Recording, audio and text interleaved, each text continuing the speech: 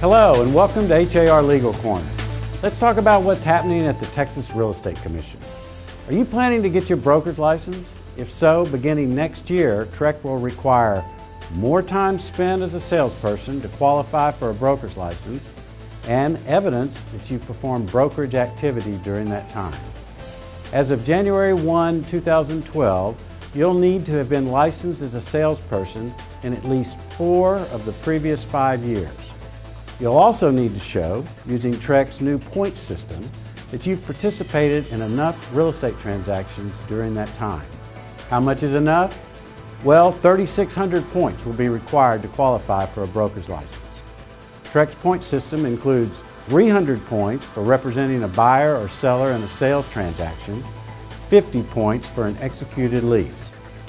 So basically, an applicant for broker's license must have done 3 sales transactions per year in at least 4 of the previous 5 years as a salesperson. So those are the new rules for becoming a broker. Plus, remember, you must pass the exam. On another TREC-related note, does TREC have your current contact information? If not, you need to send TREC your current mailing address, phone number, and email address.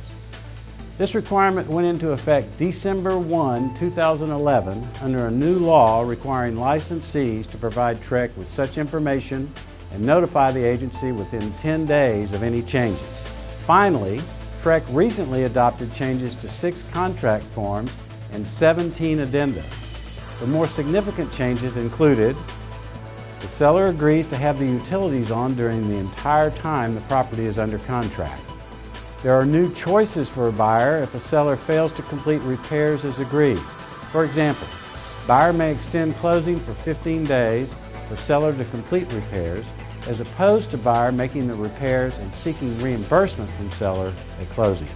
Language also was added to advise parties of a property owner's right to receive certain information from a Homeowners Association.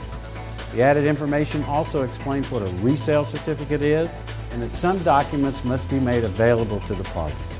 Language was added to advise the parties that if the property is subject to a private transfer fee, the law requires the seller to notify a buyer that the private transfer fee obligation may be governed by the Texas Property Code. The forms will be posted soon for voluntary use.